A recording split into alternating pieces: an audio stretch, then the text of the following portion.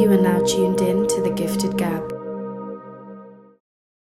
Are we Take it rolling? down. We're rolling. Oh, okay. We're Not even 30 seconds in. Flagged. It's a new record. Probably hit 40 Copyright. seconds. That's it. Then you gotta dispute it. You know all about that, man. We got Billz here from RichDiet podcast. You know what I'm saying? Welcome. Thank you. Welcome to the Gifted Thank you, Gab, man. gents. Yeah, Long overdue. Long overdue. Mhm. Yeah. it's a pleasure, man. I saw the episode you brought him on. It was probably a couple months ago. It was this It was summertime. summertime, Yeah. It was in the late summertime. You know, we had a great chat, great sit down. It's a guy with a lot of gems, man. Oh, I please. had to. Yo, That's I only know. right. I know all about that. Yeah. Yeah. Sometimes This guy's gotta hear all of them. Sometimes it's too much gems. We're butting heads like this, and I'm like, bro, shut up. You're like, But no, yeah, it's nice. It's but no, it's this guy's helped me out a ton, bro. Ever since good. I met this guy, man. That's so, good. Yeah. I think that's like one of the key things is to kind of share knowledge with each other, you know, and that's why I see the dynamic between you two in the Gifted Gab. You have your perspective, and it just like complements each other well. Mm-hmm. And salute to you guys, man. Like I was telling him, I wouldn't be in the podcast space without seeing what you guys were doing. Thank you, bro. Dead ass. Appreciate Like, you, bro. No glazing. As the kids say it, no glazing. You know what I'm saying? Nah, you can say it, bro. It's all good. It's all good. I appreciate Like, that, man. I remember when y'all started the Gifted Gab, and on my timeline, I'm seeing episodes that you guys shot, and I'm like, damn, this is cool. Podcast. My guy Alex doing his thing, having different guest speakers, and I was like, yo, I want to do something like this. And mind you, I already had sort of like a passion to do kind of like public speaking, but more in a social setting. And I was like, I want to do a podcast. I reached out to him. You know what I mean? And he's like, yo, yeah, let me know if you need any help setting up. If you have any questions, how to start a pod. And I was just asking him generic questions. What mics do you use? What, you know, how often you shoot? Yeah. And I think within probably like a year Yeah. into It's it, pretty quick, bro. Yeah. shot my first episode, and the rest is history. Yeah. It's one thing to ask for advice and take game. It's a whole nother to apply it and really take it into action. Because there's game everywhere. Absolutely. It's available to everywhere. We have it on the internet and things like that. So when I hear stories like that, it's admirable, to be honest. So I commend you for that too. I appreciate that. And when Alex told me about you, bro, I understood that you have kind of like a background in content creation, or you kind of were surrounded by that. Yeah, I would say so. Yeah. Did that kind of help inspire you to pursue podcasting, or at least start on that journey? Absolutely, yeah, for sure. Cause like my brother, he's a full-time social media content creator, influential type of figure. So as his community, so me being around that, I was exposed to the possibilities of being a content creator. You know, content creator is like any form of expression. You know, it could be acting, it could be singing. It could be simply as just writing, coming up with ideas. So just being around that space and around my brother and his community, it definitely kind of inspired me to be like, yeah, I could do it too. Let me do it, right? I tried various forms of it. You know, I tried to do the whole vlog thing. Yeah. That was short-lived. We tried it too, man. It's tough. We tried We it tried it so too, It's man. tough. yeah. I'm keeping it a buck. Yeah. To vlog your life, it's very tough. And you have to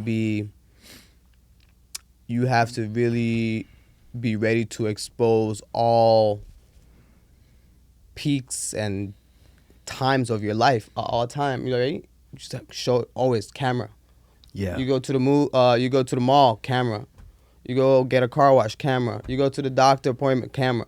It's a bit excessive, but it's like the people that do that are clearly like passionate about, you know, showcasing their life. I tried other forms of content creating, which was like, okay, let me dab into the music. Let me try to make some music. Or let me host events. Let me curate events with my friends. And even that is just like, it's a lot of a lot of things you got to organize. You know what I mean? And then for me, it was having a platform where I could sit down with like-minded individuals like you guys was more. It's more like second nature. It was easy for me to do, right? Such as podcasting. So that's why I'm like, I kind of realized, I'm like, okay, podcast is probably the thing for me. And thank God, it's been good so far. Yeah. It's a grind though, man. It's a grind. Yeah. It's a grind.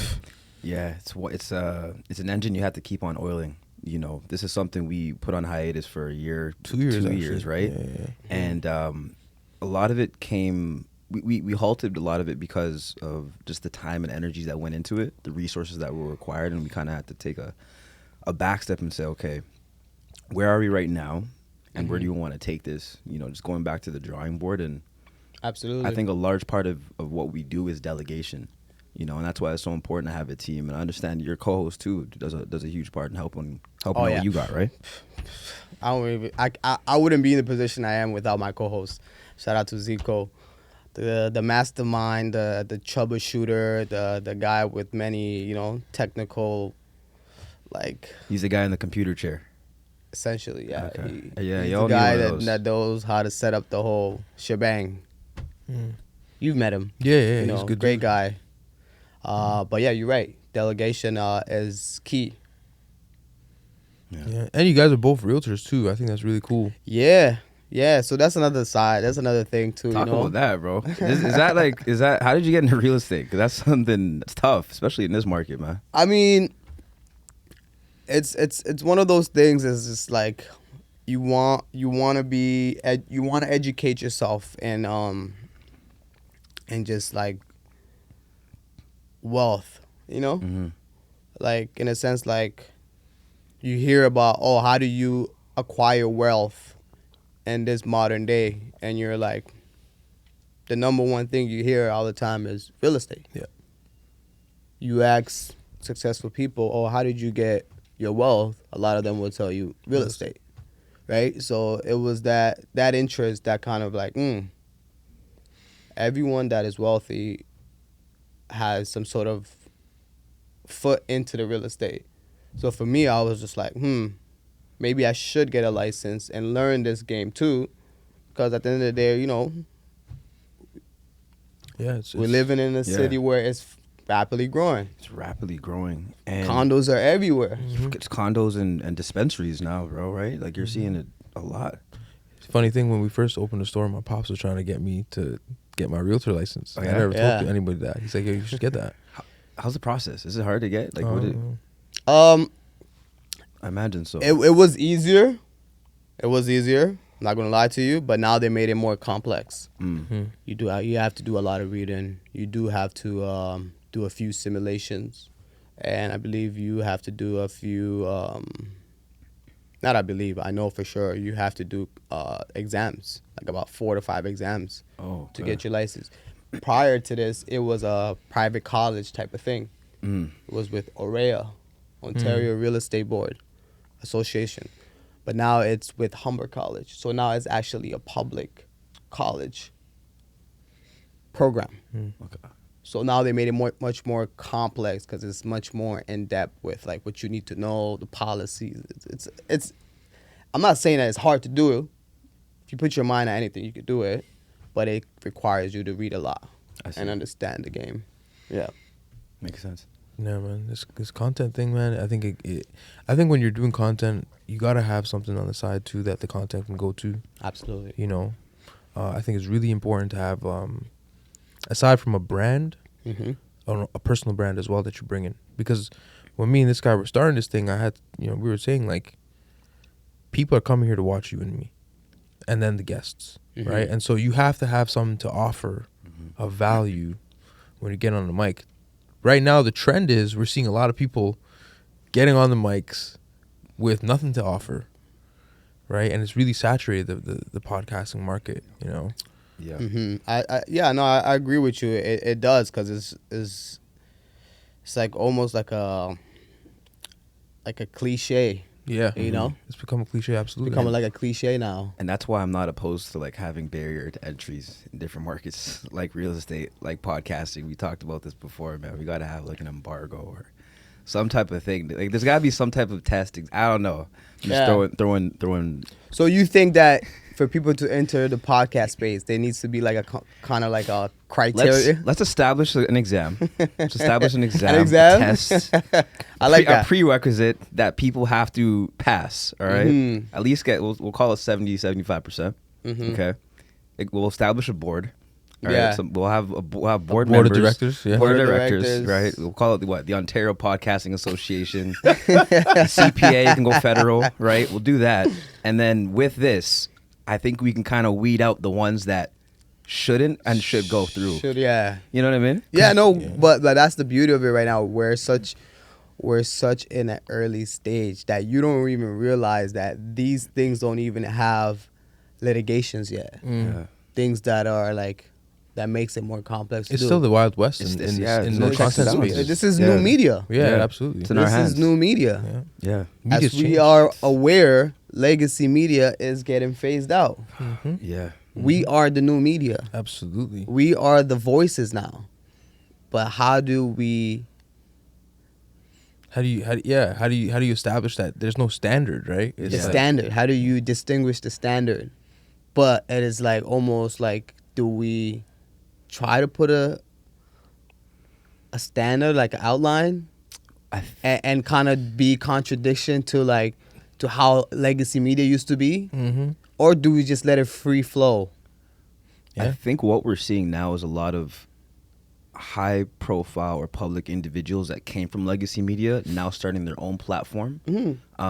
And I think they're taking elements from that previous, those previous Structure. those previous structures and putting it into their own shows, which is beautiful. There's a lot of great ones. The Brandon Gona show is a good example. Oh yeah. But I think, like what you're saying, I think that's the continuation of putting the influence back in our hands. And with that, you get actually more authentic storytelling. It doesn't have to go through this system of bureaucracy and litigation, as you mentioned. It's interesting though, because I've actually seen, like, for every celebrity we know, for every 5 of them, like you could say like 2 to 3 of them have a podcast now. Yeah. And I've Yeah. seen, I've listened to some as Yeah. somebody that respects the Not craft. only celebrities, sorry to cut you off, but even basketball players. Basketball players too. Oh, Everybody's doing podcasts. Yeah. Everyone. Bro, it's not for everybody. Oh. It's not. I was listening. I don't remember who it was. I'm not even gonna say, like, one of the creators of one of my favorite shows. That's gotta be. And he started a podcast, and I'm like, damn, bro, like this is probably the most boring hour Mm-hmm. I've ever spent listening to anything in my life. Mm-hmm. And I'm like, it just made me realize, like, yo, not everybody has the charisma, the presence to be in front of a camera, the confidence, Yeah. right? The knowledge, right? It's like, yeah, a lot of people make stuff. A lot of people have value, but having value is only one part of the equation. Mm-hmm. Knowing how to package it and deliver it is another, yeah. Is a completely different, Mhm. And so it's just interesting to see how, like you were saying, the phase out of legacy media, right? Everybody's popping up now. Anybody can grab a mic, grab a camera, and it's like, how do you distinguish who's who? The biggest topic right now, misinformation, Yep. right? That kind of stuff. It's like, who's to say what's in misinformation, Yeah. right? Mm-hmm. And it's sad because we're in a market now where we can't even view our own news articles on the same social platforms we're always on. Instagram, we can't look at CBC, Toronto Star. It's foul. Well, that's politics, Yeah. That's politics. Like this whole ban of like news that we can't go look at CNN because the liberals. Yeah, Goes against man. free. Yeah. I guess I think that's just banankas. Like, Yeah, it's politics, Yeah. man. Politics, It's politics. yeah. It's Like, money. Yeah. It's all. It's but all. we don't need to go back to these traditional Like news structures, yeah. outlets because we have real news that you could like. I watch podcasts every night and I learn so much, and I get real life knowledge from individuals that are actually out there in the field they're actually doing things. You know what I mean? Like, have you guys seen the new Jordan Peterson? With Pierre. With Pierre, yeah. I Seen it? saw clips. Clips of I it? didn't see the whole thing. I haven't Very- watched the whole Yeah. thing. Watch it. Very intense, very informative. But I also even think the dialogue, like the question he was asking him, they're very provoking, but he answers really well. But it's also almost like, did he kind of rehearse that? You have to question it deeper. Did he rehearse that? You know what I'm saying? Mm-hmm.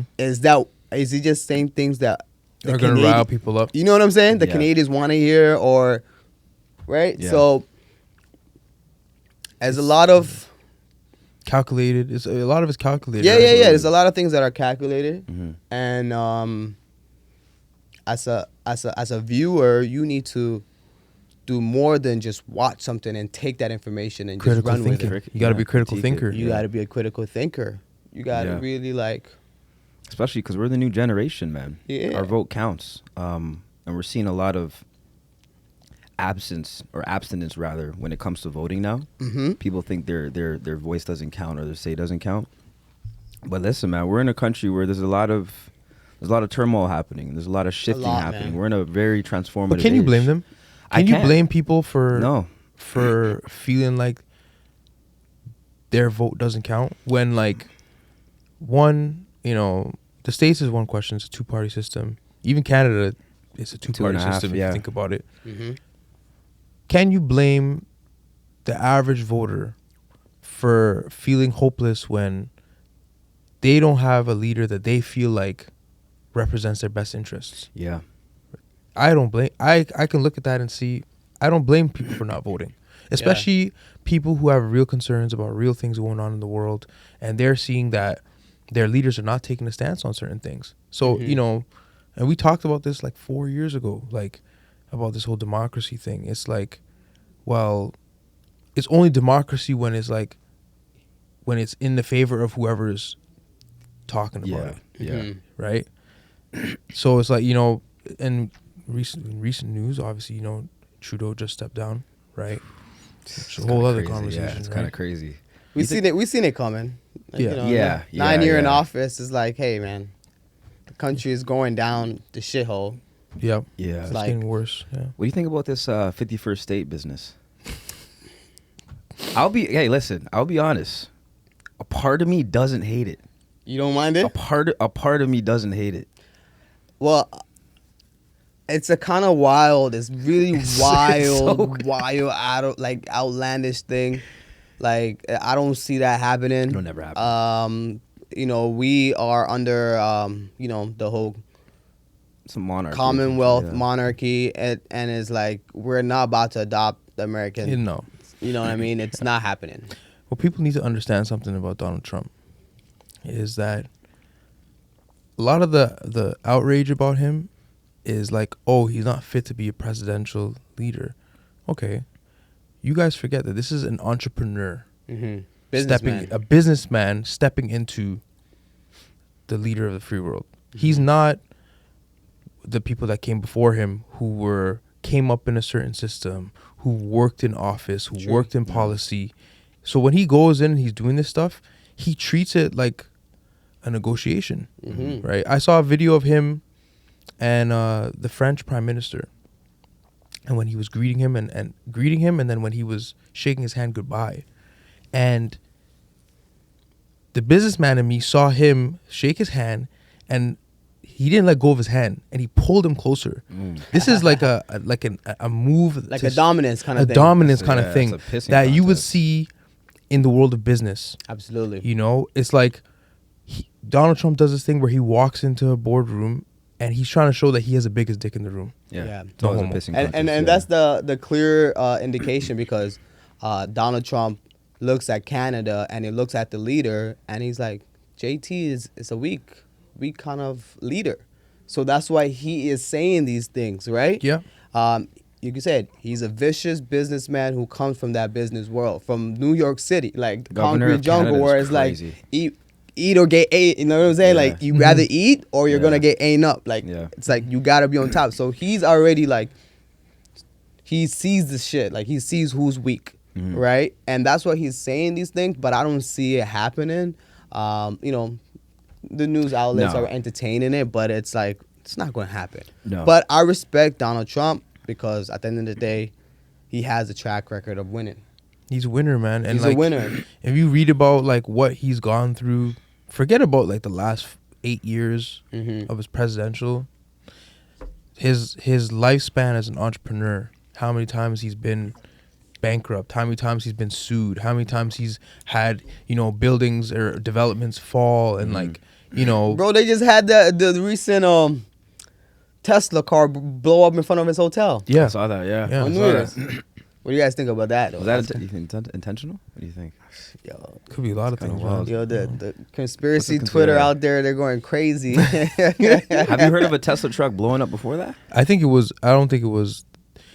See, this is the thing. The media try to paint it as like, and this is why like how you frame things and the wording is so crucial. It's so crucial. It's so crucial crucial. because they framed it as like Tesla truck exploded, Yeah. as if like something was wrong with the Tesla. With the Tesla, exactly. Right? Until they investigate and realize. It was like a terrorist attack kind of thing, like a Yeah. sabotage thing, right? Yeah. Yeah. Because you know, legacy media doesn't like these two guys working together. They hate him. They hate them, They hate him. you know. Yeah, it's, And I it's think lights out for I them, also I'd say. think they're both problematic. Like I don't think like nobody's perfect. Well, you don't get to that level without being problematic either. They're problematic too, Yeah. billionaires, all that stuff. Yeah, but like They're very much provokers, which is like, I kind of like that. Like, you need people that's going to provoke a system that is kind of against the people. Like, Yeah. you know what I mean? Yeah. Like Trump. it's a status quo, Yeah. right? They're Yeah. against the status quo. People did not like the legacy media had a problem with Elon buying Twitter, Yeah. Yep. right? Because it's like, oh, why should a billionaire own this platform? First of all, this platform is not for the public; it's a private company. Mm-hmm. So there's an entitlement that comes Yeah. as well. That like, oh, well, he's gonna free speech, da, da, da. But like, someone's got to come in here and shake things up. Mm-hmm. Yeah. Yeah, no, I agree. Yeah, and this whole idea of like free speech and what is hate speech and all the it's such a fine line, because if I say something that's not intentional to offend someone, they get offended by it. Where does that put me in a position to then? Now I gotta watch out for my language. Now I gotta, I'm walking on all these eggshells within And that's the system. where that's where Trudeau fucked up. Yes, that's When what he the problem froze the is. bank accounts of the protesters, Yep. that's where he fucked up. Because The truck convoys, guys? yeah, Did you Yeah. know now that he actually, I don't know if it's him specifically, but there's certain litigation where they're now removing those barriers for, I think it's anti-LGBTQ and all that, all these guidelines from social media.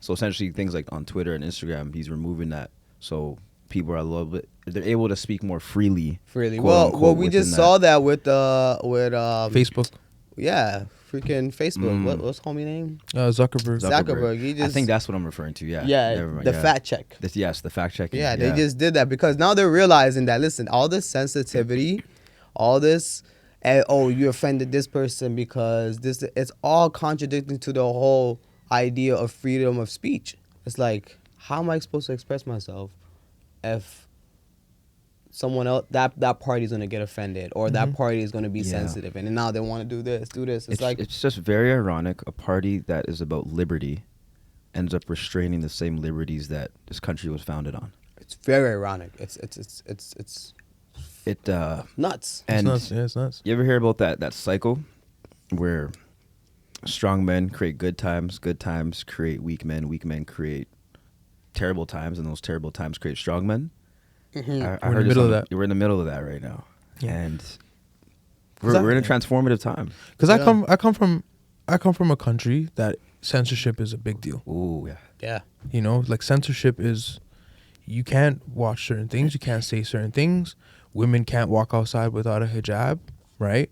And so it's just really interesting to me how you come to this side of the world and all of a sudden people want to censor things. People want to silence people. And it's like, I think you're comparing apples to oranges, but we came here because you have those liberties. We came here because you can speak your mind. We Speak came your here mind, because yeah. you want that freedom. Mm-hmm. So what we found the last few years is like, okay, well, censorship's becoming a big thing.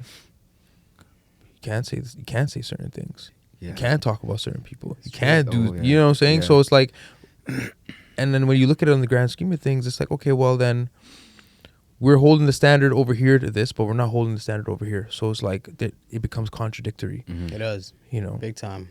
It's a pick and choose. It is and that's where you run into issues, right? But Mhm. I don't know, man. We'll see. It'll get interesting this coming year. Yeah, no, for sure. Things are obviously on I would say in a shift. Things Yeah. are starting to kind of shift back to how it should be. Hopefully it doesn't offend or, cause more ruckus than it already is, like it's crazy, man. I hope the one thing I hope that is that people like us that are in the new media space, we don't get censored. Yeah. Yeah. Some of us already have. Yeah. Which is Yeah. it's Sad. sad. It's sad to It's see. very sad. Some of us already have. I've seen people get canceled. We talk about cancel culture from time to time. Cancel is that even a culture's over, thing? man. Yeah. It's done. You know what I mean? And It's pathetic. It's like, let me ask you guys this: what's the first instance of someone getting canceled that you can recall? That's a good question. incident. Yeah, Instance? the first instant of someone What getting instant? canceled and actually being canceled. I think it was Kevin Spacey, but that he was on some. Yeah, fuck. he- He was like Okay. he was diddling boys, and he Yeah, was yeah. doing like someone accused him of sexual assault on Yeah. set. Mm-hmm. Another man, and then like 11 other people came forward. Yeah. and then that was cold. what happened was House of Cards killed his character immediately. Right. So writers were wasting no time. You know, they did waste no time. You know, and like for me, I think that's warranted. Mm-hmm. You know what I'm saying? It's like you were using your power to do some. I almost feel like the whole Kanye West thing was kind of like a mind-blowing situation because Kanye has he practically had the world Yeah, until he had to go. He's the biggest artist since I Michael think, Jackson. Yeah, and I think him, bro. I think there's like an impenetrability to him. I don't think he can ever get canceled. But It's that's so the thing. odd. It's so hard It's to so cancel odd. Kanye because he's just like Because we were with him when he was here. one-on-one. You know what I'm there's saying? nobody can be Kanye. Graduation is my favorite album of all time, Oh, bro. I'll Late be- Registration is my favorite album. I'll Wow, keep that's it a crazy, buck. 'cause I know anybody you you said what? Lisa's or Life of No, Pablo? my favorite is Dark Fantasy. Dark Fantasy. I think That's Dark crazy. Fantasy was like, and that's the Late thing about Registration. Kanye. It's like anybody, because like with Jay-Z, everybody has a consensus Yeah. with what his best album is. They usually either say The Blueprint or Reasonable Doubt. Yeah. But with Kanye, everybody will tell you a different A different version. album. Yeah. Everybody likes a different version. I've definitely heard that answer. Graduate is a beautiful album, but just if you take in his old work and you realize, yo, this guy was just ahead of his time. Super ahead of his Yeah. time.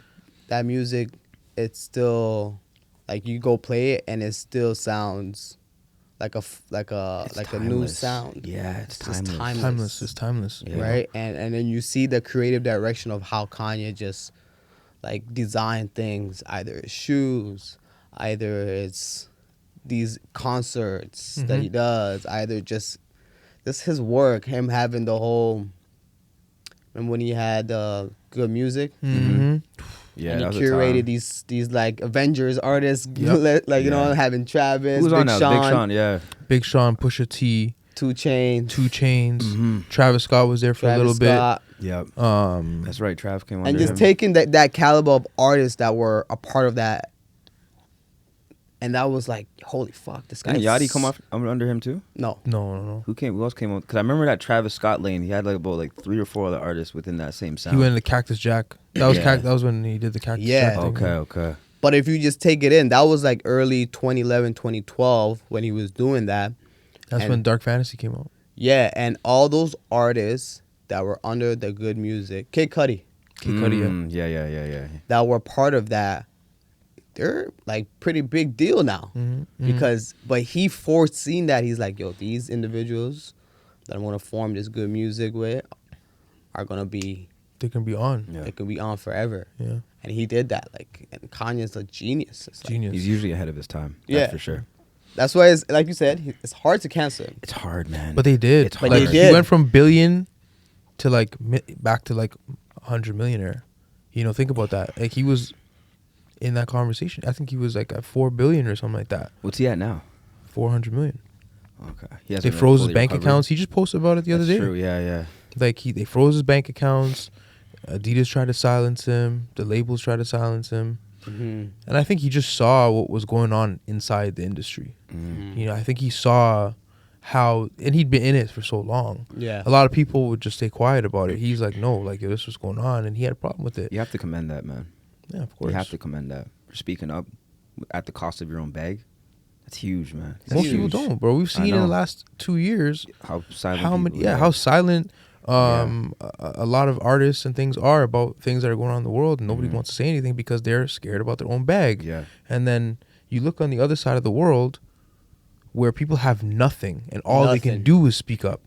There's a quote I heard, if you want to know who's in power, you have to realize the people that you can't comment on. It's Malcolm X, man. Yeah. I like that. Yeah. Shout out to his biography, man. I think every black man should read Has that to book. Read that, yeah. Yeah. The autobiography of Malcolm X. Malcolm X autobiography. Yeah. No matter what creed you're from. Yeah, my grandfather, he had a book. He went to Michigan State. Sick. And so he has the physical copy of it, paperback, but it's with the red kind of outlines. Oh, yeah. Yeah, The pages are red on the... The pages are red, yeah, and I haven't seen that in a minute. So it's all tattered and bruised up and things. But I read that, man. And I hit this guy up immediately. I'm like, bro, this is one of the most provocative and enlightening reads I've ever had, man. Sick. You know why? Because it shows how a man can change his mind. It's like you're watching a man's mind change in real time. Yeah. Because it's an autobiography and he's talking about his life and the humility behind knowing he was wrong about one thing and he became enlightened. Yeah. And I think that is probably, you talk about, when we're talking about cancel culture is as if you can't change your mind. It's like you may have had an opinion about something and it may have been years ago and someone tries to cancel you for it. It's as if, you can't change your mind about something later on or learn something new.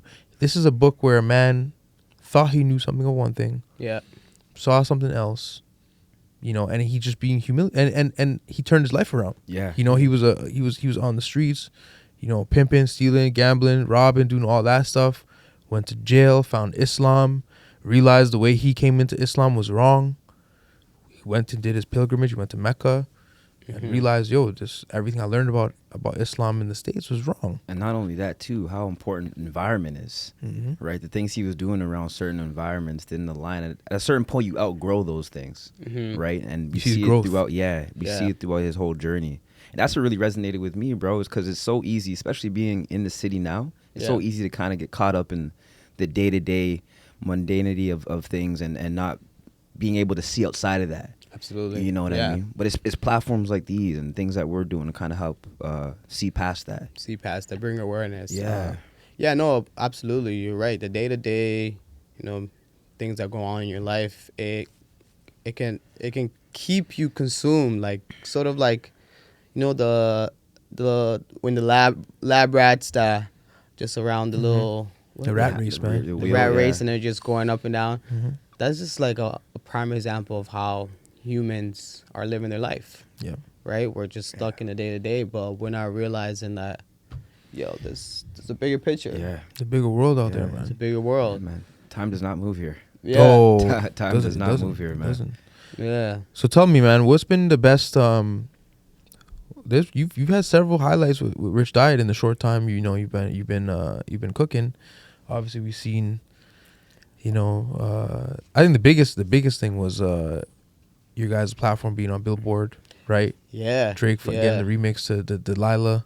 That's hard. Talk to us about what was that like for you to see kind of your work being seen on a bigger stage? It was great. It was a sign for us that what we're doing is working.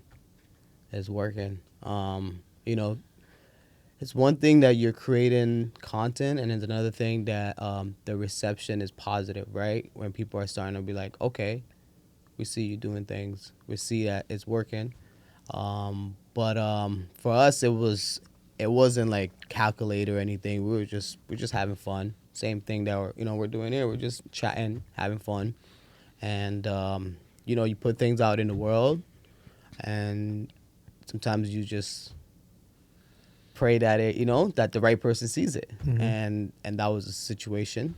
And it caught fire, and the blogs, I guess, picked it up.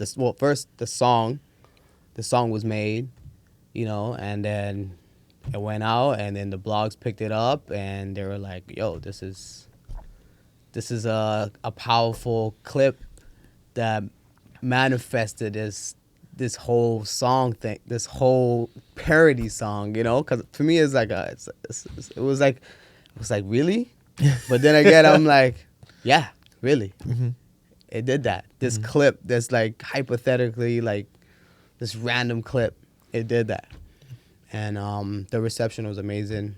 The blogs posting us, giving us sort of like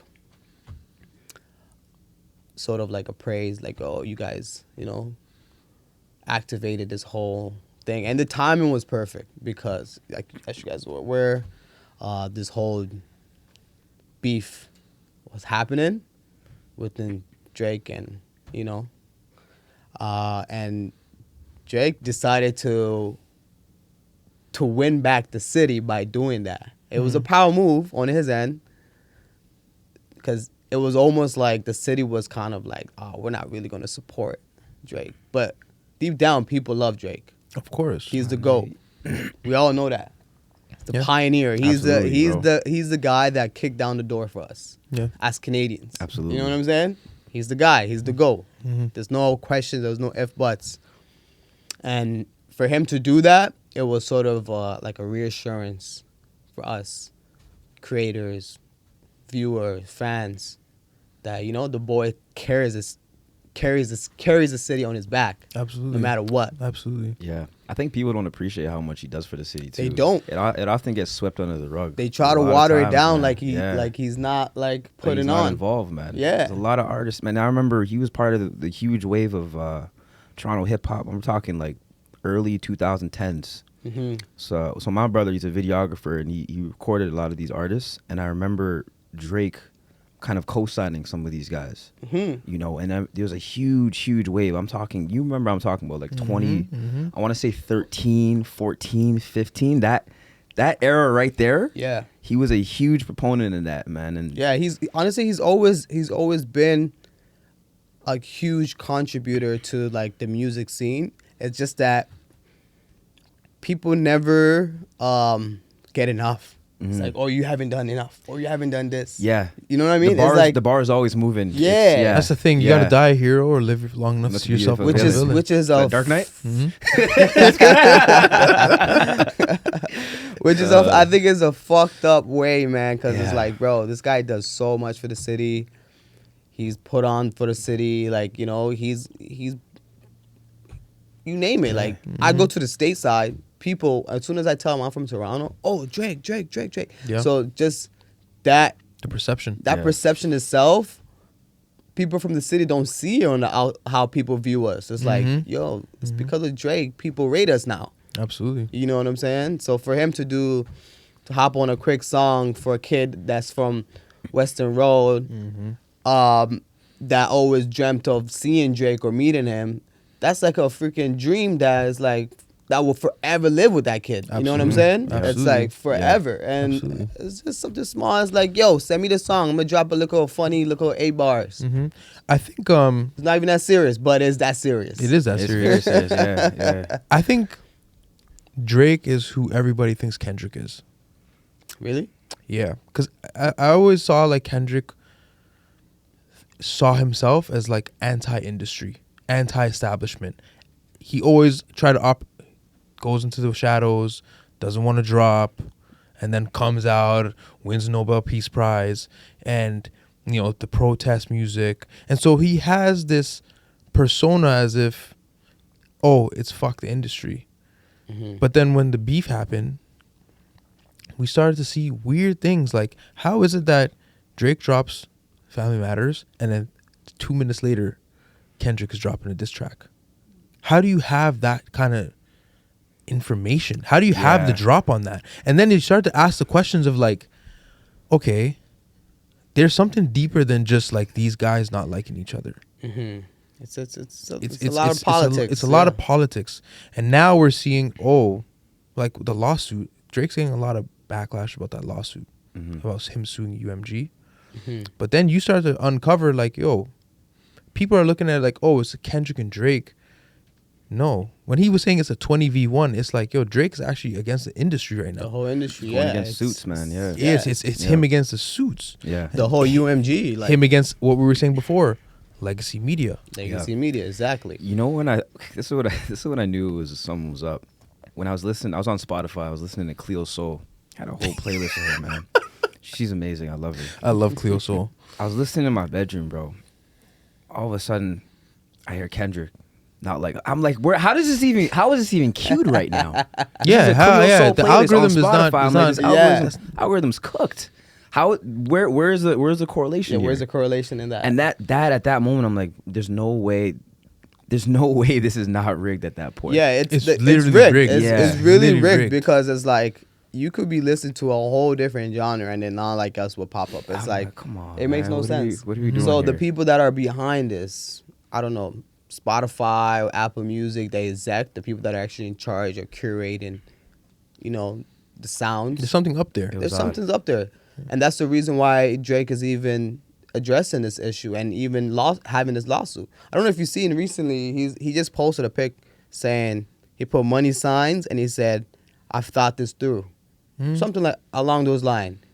And people already are dissecting and they're like, oh, he's about to drop another tape. Nah. He's already thought about what he's finna do because he's very calculated. I'll tell you that. And he has a team of people that, you know, obviously that he consult with. But like this lawsuit in the public eye, it makes him look like, oh, bro, you're weak, bro. But you niggas try- need you're to trying step out of that Yeah, fucking street it's a mentality boss, for a man. second. Exactly. This is corporate. This This is Yeah. a different. corporate. This is different different- level. it's a different game, level. man. This It's a is a whole different different And game. the level. average Joe is not gonna understand. Not going to Like- understand that. Listen, this guy knows I've been in lawsuits before. Oh, yeah. I swear to God, I'd rather be in street beef. I'm dead ass. It's the most stressful thing on your mental health, and It so is. it's like this guy is, and I never used to understand. Like, I used to understand the Michael Jackson comparisons on a surface level, but now I'm like, oh, I get it now. Like when Mike became too big, Too big, Yeah. exactly. they tried to take him down. They try to take and him that's down. what's starting to happen with him. Exactly. Yeah. He's gotten to the point where they've created a monster. Created a monster. They build you up. They to build tear you up down. until they're like, oh shit, like this guy. You know what I'm saying? You And know what I'm I'm s- sure the internet might say one thing. I'm sure this nigga Drake's a billionaire. You know what I'm saying? And Oh, he's yeah. made that billion off the label. And if he's made that off of them, how much have they made? Do you feel what I'm saying? And so that's what I'm saying is like everybody, Drake is who we think Kendrick is. No, but I kind of disagree on that point. I don't think Kendrick is touching near what Drake is. Not money wise. Not even money wise, just like on the level of like creativity, on the level of and this connections. Mind you, he's half.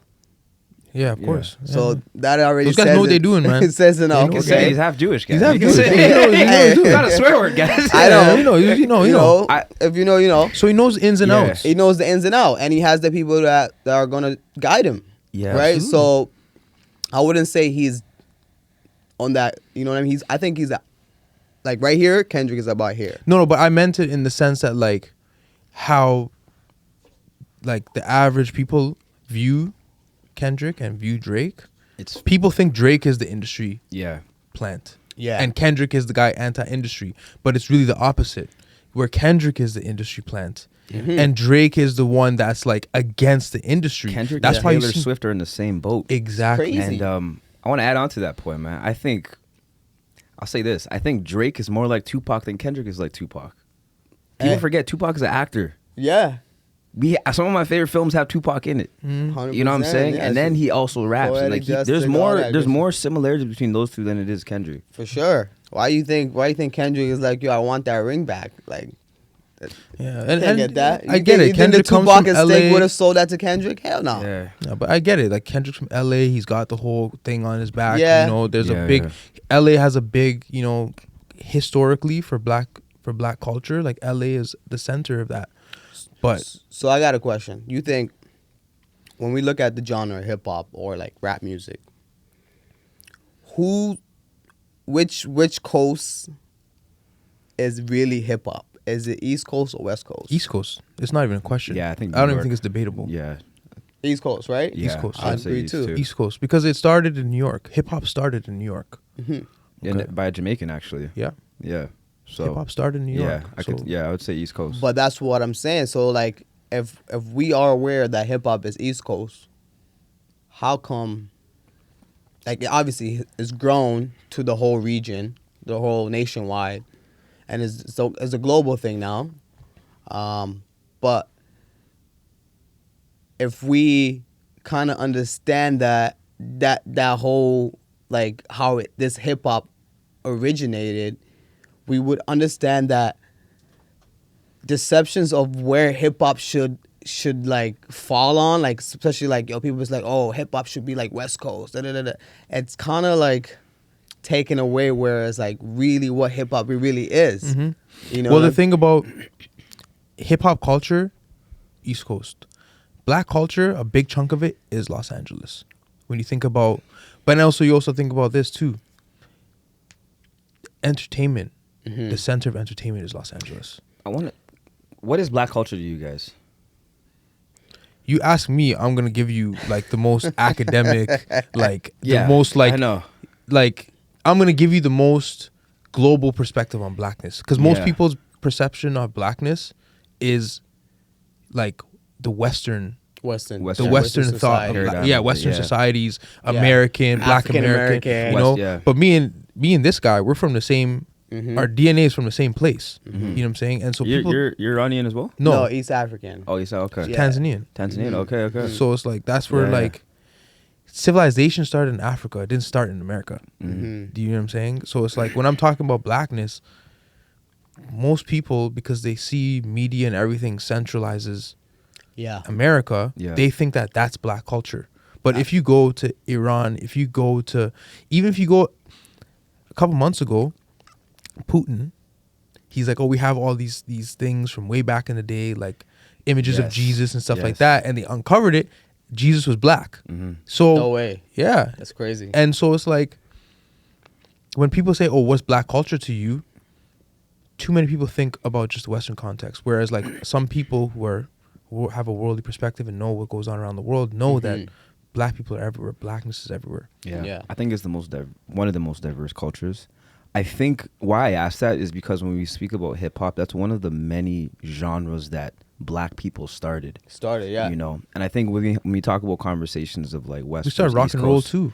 We started bro, rock jazz. and roll, jazz, all that. of course, hip hop, blues, everything. country. All these genres started. Black people started country? Yeah. man. No Yeah. way. Yeah. Country? Yeah, Bro, we everything, started, bro. EDM, if I'm not mistaken. So bro. how come homie Shabuzi got robbed for the country award this past year when, you know? Because the thing is, people don't understand the roots. They forget their roots, and they conflate it now with how people view country music or whatever genre you think of. Yeah, but the country music award or something like that. I remember seeing like a clip online, like one of the, I don't know, Texan country artists threw a shot at Shabuzi. It's like saying country belongs to us.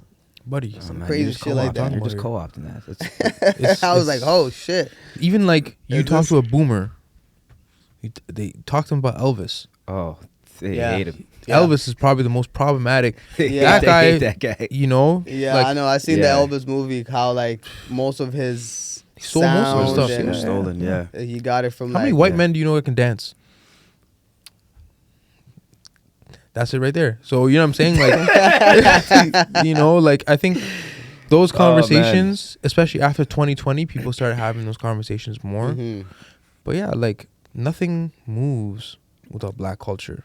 Yeah, and but you're right.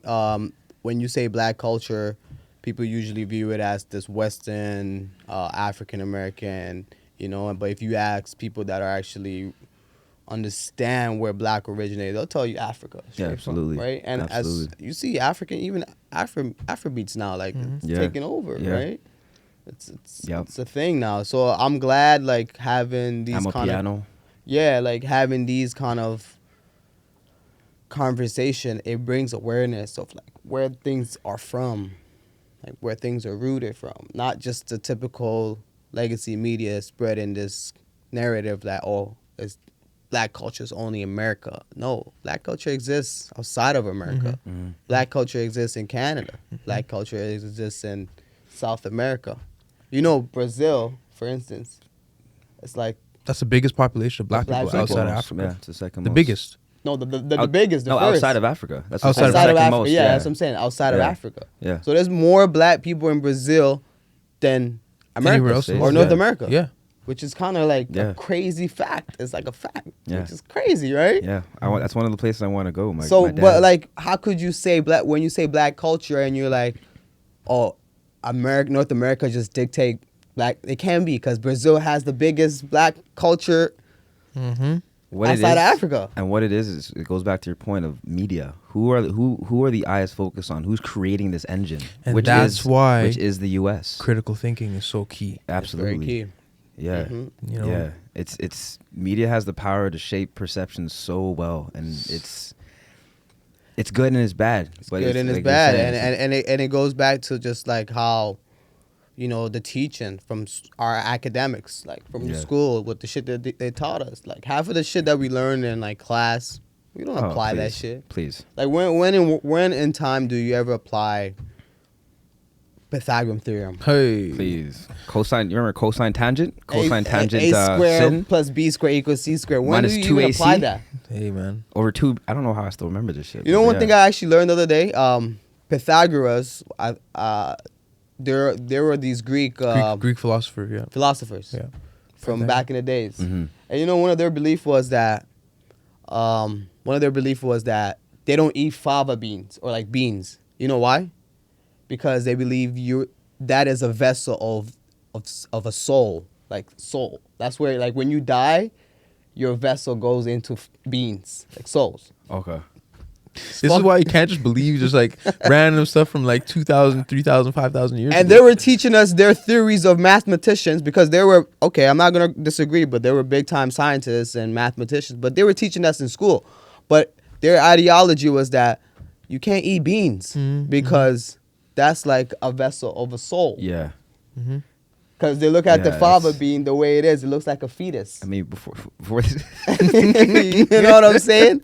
Which is kind of like it makes bananas. sense, though, but It's it's like- bananas. before this conversation, we were talking about like democracies and things like that. but Democracy comes from Greece. it comes from Greece. Yeah. I know. There you go. I know. Greece, right? But like their ideology was kind of like, yeah. crazy. Oh, yeah. Yeah. Yeah. like, how you gonna tell me that when you die you turn into a fava bean? It's kind of crazy. I love beans. I eat that shit. Hey, You know what I'm it's good. saying? High I love protein. It too, man. High protein. Talk about being vegan and vegetarian. I mean, hey, Right. that's a huge. So you so know? that's one thing that like it's crazy. So Yeah. it's like you gotta like understand like even like the shit they teach you in school. That's the biggest thing I got from like going to university. And I think, you know, we were talking about cancel culture and stuff earlier.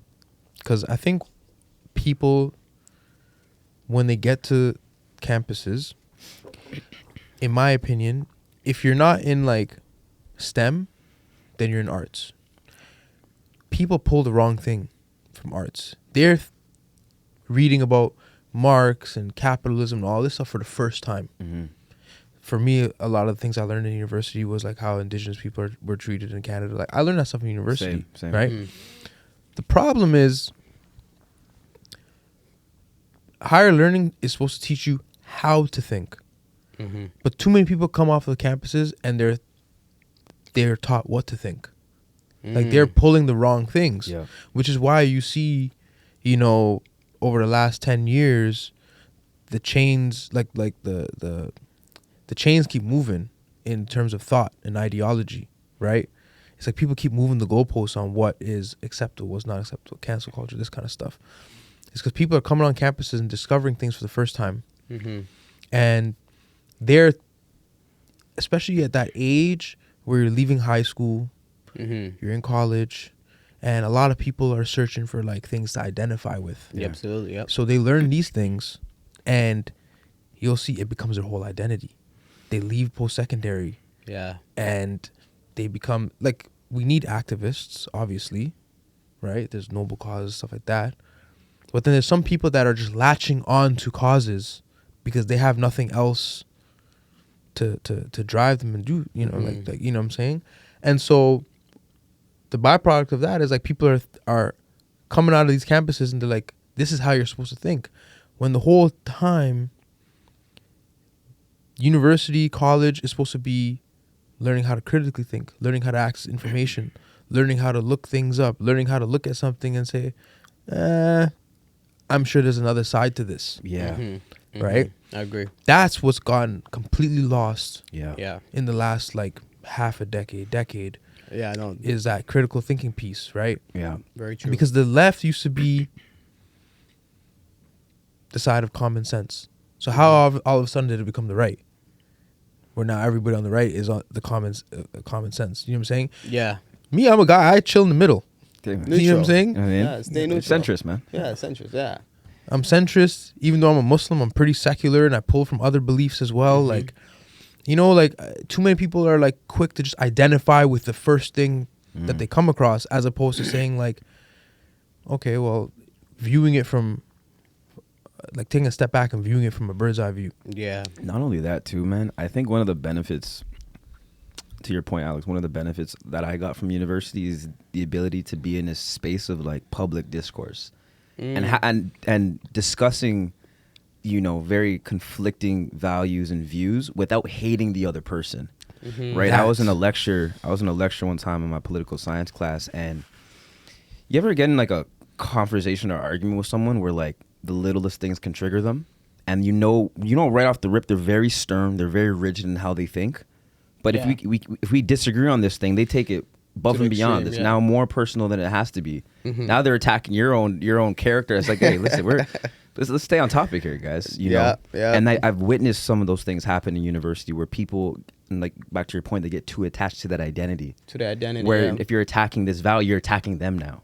You know, and that's the problem, is like we can't now disagree without hating each other. There's people that their relationships are fractured because of their political beliefs. Exactly. That to me is crazy. Yeah, it's bananas. Yeah. Could you imagine you're not talking to your aunt or uncle because you voted for someone and they voted for someone? Yeah, no, bro, that's happening everywhere, bro. That's like, you know, it's almost like people, they're just kind of like strong-willed in their own, like, no, my point of view is right. That they won't even take the time to remove themselves out of their shoes and kind of try to see what that person point of view does. He like, can I actually understand what they're saying to me on a human level? Or even, let's say, even if you guys disagree, but like, let me just remove myself and try to understand why that person is saying this thing. What's driving them to respond like this? Because people can only understand based on what, like, their level of comprehension. It is. Yeah. It is and true. empathy. It's And true. so if they can't empathize with what's going on the other side, they're thinking about what they've been through, and that's usually what influences their ideologies, right? Yeah, But you're not supposed to take it personally. I think the highest level of control is if you're offended by everything, like you have no control over yourself. Yeah. Someone's always in control of your emotions, and someone's always in Yeah. control of what You're- you're thinking. And I what can you're- make you mad like this. I can make you sad like this. The most intelligent people I've ever met are the people that are not fazed by anything. Facts. They're level-headed, yeah. They're level-headed through everything. Yeah. They're composed through everything. They can look at something and they're not going to have a visceral reaction or take something personally. You know, And it's not easy, right? Because like, it comes with experience and maturity for a lot of people to respond in a way where that shit don't faze them, right? A lot of people, like I said, it's the way they're nurtured, it's the way their beliefs, right? It's a lot of variables of why they're like this. Of course. you know, Yeah. like course. we can sit here all day and say, oh, they should do this, but it's like, no, it's a lot of variables. of you know, course. My first remnants, and now I'm thinking back about my life, and my first like examples of like people identifying too strongly with something is like sports. It's like when someone gets upset that their team doesn't win. It's like, bro, why are you so emotional? Or you thinking That's as a the fan. thing. As a fan, yeah. as or a when fan. that parlay Yeah. don't hit. That's different. That's a bag. That's completely different. That's a bag. That's a bag, That's a bag. We're talking, yeah. When that parlay don't hit, oh my god. Bro, someone just has an off night. When Joel Embiid is freaking 1 rebound shy from a double-double, bro. Or your man gets if they get subbed, that's when I start hating the coach. They get subbed too early. It's a close game. Why are you subbing him off? He still needs at least 4 points for me to hit this. In order to be really good at parlays, you need to have what we're talking about: the ability to look at the game without that emotional, without that emotional thing, like identifying with this team, identifying with this player, or seeing like because it's like you may think LeBron might be your GOAT. You may think he's always due for a 30, 10, and 10 night. Yeah. Right? Yeah. You may be stuck on that idea of him because seeing him do that for so many years does something to you emotionally. But you have to be realistic. You got to say, okay, well, this guy's second night of a back-to-back. They're playing this defense. They're at home. They're at home. You have to take into consideration the nuances of the game in order to bet and place your proper bets. So you know if like, okay, well, they're playing the Raptors. Raptors like to play a small ball lineup. LeBron might get me 10 rebounds. Because there's nobody to cover. You got to be able to see those things that you're not going to see on the stat sheet or not going to bet with that emotional. Yeah. I think any move out of emotion is a wrong move. It is. Respectfully. It is. But on your point, LeBron, I don't know if you guys seen that dunk he did yesterday. Bro, man, bro, I don't know if you know how you saw that. No, I saw the right to left? Bro, the guy's 40 years old. He's 40, hey. What are we doing? Yeah, but he's putting $1 million a year in his body. Yeah, that is true. But still, bro, that's some of that is some juices. Think he's juicing? Oh, come on. Juicing? But is that allowed to be juicing? Yeah, I think it is. This is the thing, though, bro. I It's think like it is, man. what documentary was I watching? Coaching while black. Hey, Hey. not that one. No, I can't watch that one anymore. Still, I've seen it way too many times. I think it was Concussion with Will Smith when he played the Nigerian doctor. Terrible performance. But You didn't like it? I have to see it again. I loved it at the time, man. I wasn't sold. But what they were uncovering was a lot of these doctors on these teams were giving these guys steroids, were giving these guys all this medicine, all this different, so that they can go in the game and play. Right? And you got to understand, if they're doing that in the NFL, why wouldn't they be doing that in the NBA? True. Right? Tristan got caught doping. That's Braun's best friend. I'm not even trying to slander my man. I'm like, but that, like, I'm saying, like, 2 peas in a pod. Like, it's not hard to think that, okay, part of that $1 million a year that he's putting in, you tell me a couple of needles and you know what I'm saying? Like, but it's still extraordinary at 40 years old. I think, like me, I go and run, and my whole body hurts. No, I think what he's doing is like remarkable. Like 40 years old, dunking, still playing back-to-back games. It's crazy. And, it's crazy. There's no one like LeBron at the end of the day. He's just one of those. And he got his son into the league. Like, I think that is. Yeah, no, he's. I don't know if that's going to be done man. for a while, man. That's a feat in itself. I don't think that's going to be done for a long, long time. You don't think so? No, I don't think so. You don't think there's no other NBA player that's? Because didn't they say LeBron was he came in high school. Yeah, right. That's before 18 when those when he rules. came? Yeah, 18. Yeah, You're right. And he had his kids young, so it's like to have that happen again. I don't know, man. I don't know. Do you know what I think the key to his success has been? He's never stopped. He's never stopped. Yeah, he's never stopped. He went 10 straight finals, so that means he's playing into June. Yeah. And chances are he didn't really have that much rest and recovery, which is like, it's a bad thing, but it's also like, I find like extended periods of time with rest, my body gets sore when I try to start back up. True. And so humans, I think if you're constantly in that groove, and you're taking care of your body. Your body just is programmed to just perform at it. He doesn't show signs of slowing down. Yeah, no. I think that's with anything too. When we talk even like creatively, like for podcasting, we didn't do this for like 2 years. I remember a 2-year hiatus, or a year and a half, something like that. And then getting back on, I'm like, afraid these lights were that bright before. There's this much there's all these things that you kind of forget. Writing too as well. I remember, Alex, you're talking about like the idea of writing every day to kind of sharpen those muscles. You just become it becomes a lot more feasible, and you become a lot better at it. And I think that applies to everything. It does. Right. It's literally just applies to anything that you're doing out there in the world. You're driving a car every day to be a racer. Yeah. You got to drive it every day so you can become this Anthony Hamilton, whatever. Yeah. You want to be a tennis player. You got to be on the field every day playing, right? Working out. It's just anything that you're doing. That basketball player, podcast. It's just Because I don't think people realize how. Because we always just talk about like 10,000 hour rule. yeah. If you work 5 years at a job, 9 to 5 every day, that's about 10,000 yeah, hours. That's 10,000 hours. Yeah. You know what I'm saying? So it sounds like a lot, Mm-hmm. but when you take a step back and look into the grand scheme of things, It's not. it's not Yeah, that. no. Not a lot. It's not a lot. Because you already in a week you already have 168 hours. About half of that it's gone to sleep, but now it's like the other half is gone to work. Yeah. Yeah. So you're putting in about 80 hours a week Yeah. into your craft or whatever you're doing, and it's like time passes by, and it's like before you know you're at that 10,000 hour mark. You guys say 10,000 hours. I even would add on like 10,000 iterations. You know, there's that Bruce Lee quote. He doesn't fear the man that did 10,000 kicks, but he fears the man that did 10,000 kicks the same way. Right? Like there's imagine a man that practiced That's a one deadly like, bro. kick, girl. That's a Kick huge, still. yeah. Yeah, and that's Bruce Lee was a small guy too, eh? he was. Yeah. He was like only like 130 pounds, Yeah. like 5'7", 5'8", Yeah. but just like, Think like you a can tank. crush him? No, he whooped my ass. Yeah. What if you guys were like close combat? Like if you guys were, if you get like a little bear hug on, what do you think? Put him in a full Nelson. Like a little. Full Nelson, you have to put him in full Nelson. Yeah. Because those kicks, Ooh. I'm avoiding those legs. Yeah. No, I'm sure like he can shatter your ribs with Yeah. one of those Yeah, kicks. no. When's the last time you guys been winded? Do you remember? You remember that first time being winded? Winded. I Last remember I time was when did like- it was last time I I think took a it was charge? I think I was like 8 years old, bro. I just remember feeling like I was about to die, bro.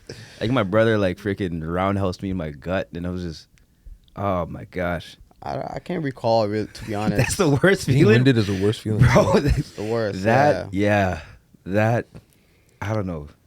Getting stung by a bee, maybe I don't I've know. never been stung by a bee. Yeah, knock Yeah. on wood. I'm careful around bees. Oh man, one of my friends is allergic to them. That's horrible. Yeah, it's terrible. Are you guys allergic to anything else, like food Well, wise? we just talked about lactose, right? Oh, yeah, I was lactose. diagnosed. Yeah, with, yeah. That one was shattering, bro. Because Yeah? I love hot chocolate. I love ice cream. Yeah, but humans are naturally lactose intolerant. I thought Well, it we was were a saying thing. black people are Yeah, naturally I thought lactose. it Is was- it black people? That's Well, what that's what I'm hearing. That's That's what I'm hearing. Original man. you know. Civilization started in Africa, man. Yeah. Yeah. So you can't consume dairy products. So this is the thing. I can, but I You have a I bad accept time. the risk after. You know, my toilet doesn't like to see me coming, so it's a little. I mean, slow, yeah. you can avoid ice cream. You can eat gelato. You know. I never tried gelato before, man. You It's good. serious? Yeah, Where yeah. you living at, yeah. bro? Yeah, I'm kind of under the shelf. gotta- Yeah. Try gelato. Yeah, Game yeah. changer, or even sorbet. I don't even know what that is, bro. It's just another form of ice cream without dairy. Oh, really? Yeah. Oh, okay. Right? Sorbet. Something like that. Yeah, Okay. sorbet is along those lines. I've tried it. Okay. I didn't know. it's I didn't good. know it had no dairy. I take that risk too. Yeah. Yeah, so no, it's like, listen, I I hug hug the- the, hug it after. wrist, man. Yeah, live in Yeah. the moment. Take some but risks. for me, it's like eating cheese, like pizza and stuff like that. It's Yeah, like, yeah. I can't. yeah, How yeah. you gonna, It's a tough system. tough. is very It's a tough. tough system. But one thing I actually like that I was allergic as a young person. It was octopus, which was really Really? strange. I love Just octopus. octopus. But I love seafood. I can eat any seafood, but except Yeah. octopus. You still Like, can't eat octopus? So I remember when I was like around like 12 years old, I tried octopus and I just had hives and I broke No out bad. way. Ah, So- yeah, yeah, yeah. So when I went to the doctor, and the doctor was like, "Yeah, you're allergic to octopus." But I those are the haven't- aliens. Those are the aliens that people have been talking about. Really? I think so. No, Do you see? see? This how- is the thing. Enough episodes with this guy. You're gonna learn when he calls him BS. I'm calling that out. Okay. Just think no, about it. that's- I need you to just think about it. First of all, Like, what? octopus is delicious. First of all, it's my Yeah, favorite. seafood. calamari. You can't Really? go wrong with, bro. Yeah, Octopus your favorite seafood? yeah. That's I crazy. wouldn't say Grilled. that, but for me, no. It has to be grilled. Yeah. Yeah, but Yeah. See, I've been missing out ever since. they're the smartest. You know, if you put an octopus in a jar, another octopus will come and unscrew the jar and free it. Oh, no way. They're smart. Yeah, I creatures, heard bro. they're the Yeah. smartest animal in the sea. Mm. might be on the planet. I don't know any. I don't know, man. I smarter heard animal. even dolphins I are heard smarter dolphins too. are incredibly smart. Dolphins. Yeah. But octopus for me, Yeah. Yeah, that's an interesting which one. is crazy because I can eat squid, calamari, Mm. fish, all types of fish. You ever prawn. eat any game? Like any like game like bear, deer, No. Not yet. rabbit? I would try No. it, but not yet. I tried deer one time. It's not too bad. Deer? Yeah. I heard people eat like elk. Elk, yeah. Yeah, like Yeah, Joe yeah. Rogan talks about all the time. He eats like elk. Yeah, he does say He that. loves Yeah, that shit. man. He said like the nutrition that you get out of it, it's like really, really good for you. Yeah. I would try elk. I'll try elk. Slap but that on the I don't know grill. about deer and bear. Anything tastes good when you put some seasoning You on it. slap an elk on the grill? Yeah, of course. Yeah. Yeah. Oh, yeah, man. I had duck liver the other day, and that was like very interesting. Mm. Crazy. Duck liver. Yeah, see, we're at the point now where we're kind of just experimenting. I mean, you only have one Yeah, life, right? that's true. Give it a try. No, Yeah. I'm sure people back in the day used to eat whatever, bro. Like Yeah, they of would, course, they yeah. would Survival. like indigenous course. people didn't waste a single part of an animal. Yeah. Mm-hmm. You know, like Yeah. they would slaughter the animal, and they would use all of it. The bite, and they, especially with bisons. Yeah. Bison are Bisons endangered, though. Yeah, I know, because of, obviously. But yeah. But it's like almost like, have you ever seen those movies where people get lost in like wilderness and like survival comes time was like Yeah. you need to eat something. Yeah. Any animal that's in sight, it's food. It's game, yeah. Yeah. Survival, hunting. Mm-hmm. I'm always worried about, like, what if the world were to end today? Or, like, there's, like, some serious pandemic? Or, like, Fallout, man. yeah, You Fallout. guys watch Fallout? Last of Us. Yeah, I watched. That was Fallout's amazing. One of my I favorite. I watched that favorite recent video movie, games. Civil War. Civil. I I like haven't watched that that one one. yet. That one was good. Yeah. I like with I liked it. Kristen. What's her name from Spider-Man? You know what I'm talking about, man. Spider-Man 1. Oh, Mary Jane. Mary Jane. Yeah, Mary Jane, she's yeah. in it. She's leads. Yeah, she's the one of the lead. She's a lead actually. Yeah. She is. Yeah. Kirsten something. The right? journalist. Yeah. Yeah, it's not. It's I don't know. I don't know what I'm talking Yeah. about. I didn't see the movie. yeah. Yeah. No, it's. I don't think if there was ever a time when the world was end that we would have a problem eating because like there's food everywhere. You know. No, but if it was Yeah. nuclear war, If it's a nuclear, problem. yeah. If it's nuclear war, it will be a problem. That's Yeah. why the You ever seen Leave the World Behind? yeah. Mashallah. Oh my gosh.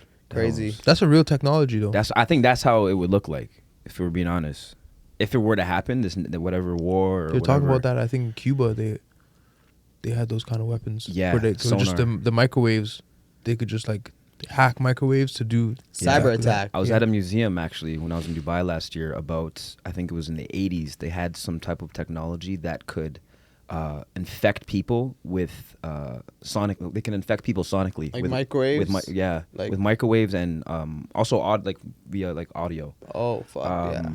They put them in a specific room, and I think this was used in Cuba. Now that you brought it up, and I'm like, this is insane.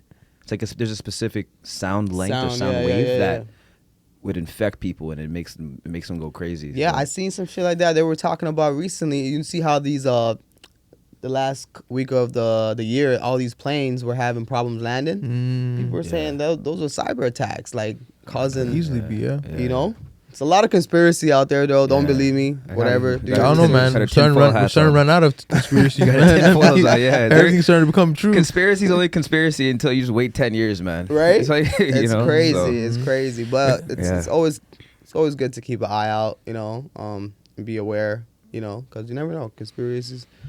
So I gotta be Could be critical true. Right. thinker, man. Yeah. Yeah, man. So what's next for Rich Diet, man? Talk to us. RichDiet, pretty much same formula, just to keep on pumping out content, keep on bringing quality guests, have them come share their experiences and their peace of mind. Definitely looking into hosting 2 events this year. We did one last year. Yep. It was sort of like a network mixer where anyone that's a culture shifter was invited, come network, collab. We had like a live performance with like a live podcast that was happening essentially. And the idea is to create a community with anyone that's, like I said, a culture shifter, engage, switch contacts, and just to create that Community. that hub. Mm-hmm. Because I feel like the city needs that, and it's great for the culture, and that's something that me and my co-hosts we've been talking about, is to put one in April and one in the fall. But yeah, pretty much those are the things that we're focused on, is just to pump out more content, the live events, quality guests, and take it from there. What's been the biggest thing you learned about yourself since starting Rich Diet? The biggest thing I've learned about myself, it's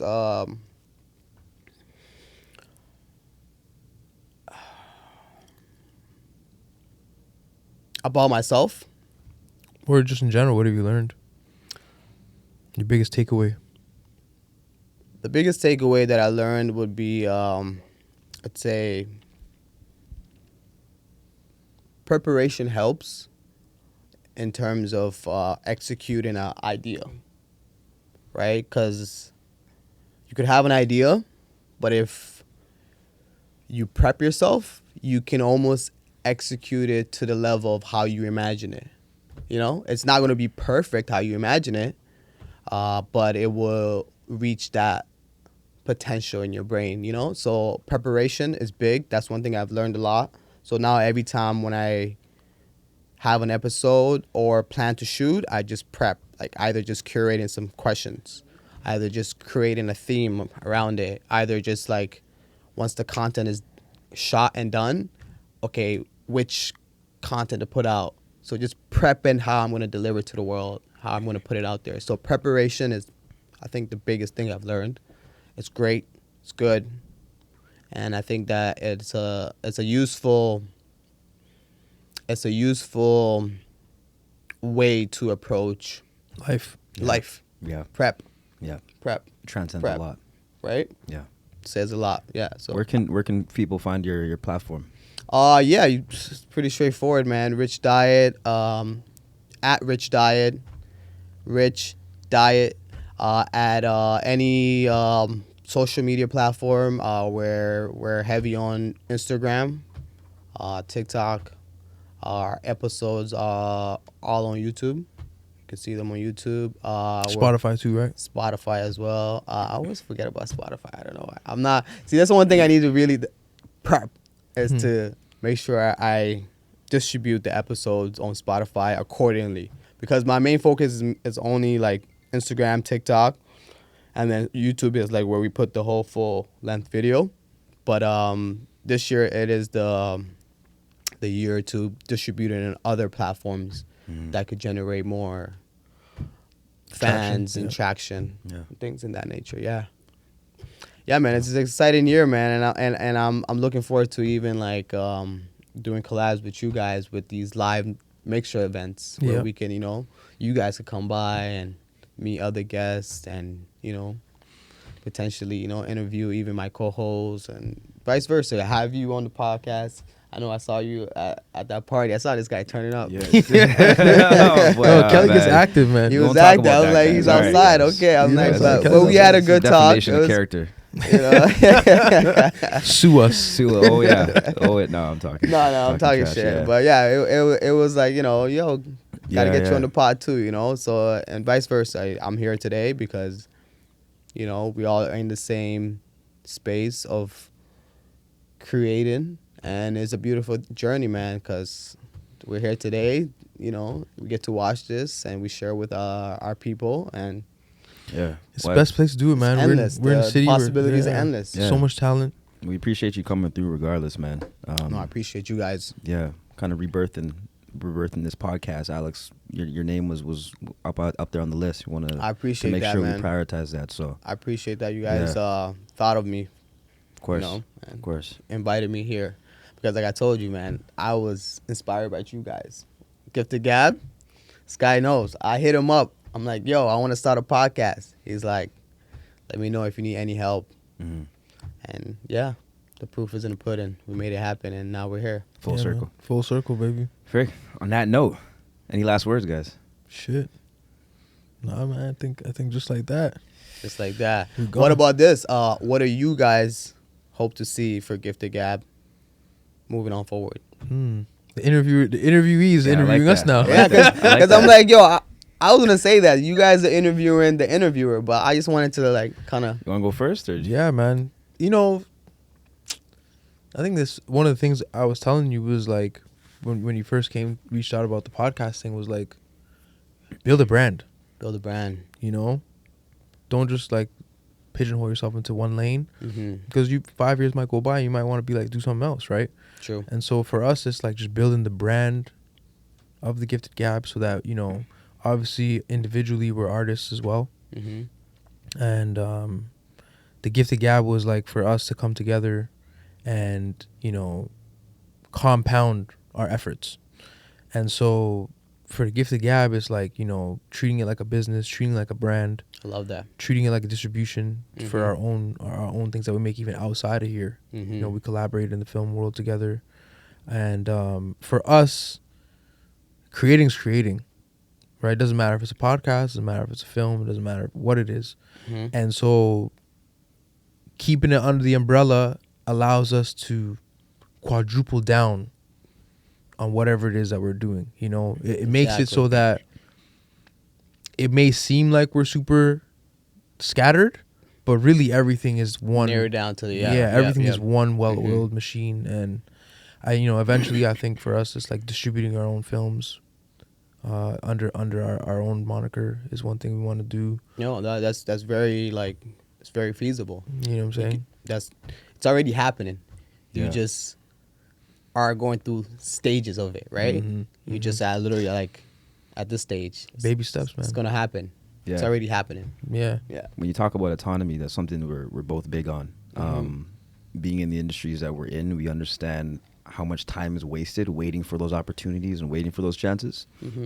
So we kind of wanted to use this as another example of what can happen when we take control of what we want to do, Control. and not waiting for that green light or that yes. You know, Alex said a lot of those main points. You know, this is going to be we have a lot of plans for this to kind of integrate it into that film space, using it as a distribution platform.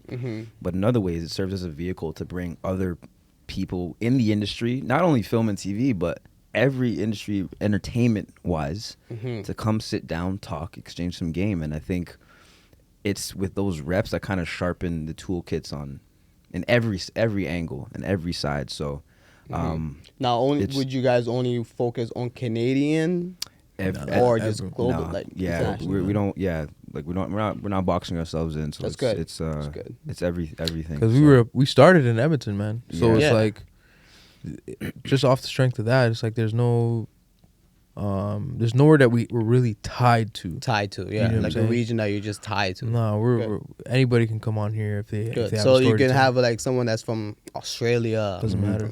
yeah, They just It's gotta be in a- person. yeah. Yeah, They just gotta be in person. exactly.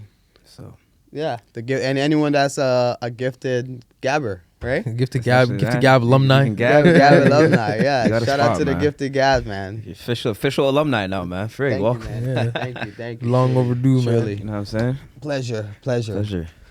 All right, man. Yeah. Just Well, like that, baby. just like Yeah. that. Gifted Goodbye. Gab. We out. We out. out. Peace and love. Flipping bricks like they go on a diving board. I'm a dinosaur. Banks Tyrannosaur. You're such an actor, yo. I rock for mine. You'll rock for yours. We don't want to get K flagged. Coke at the streets. You We don't want to get flagged for copyright. Oh, we're gonna be cooked. Hey. all Off the good. rip.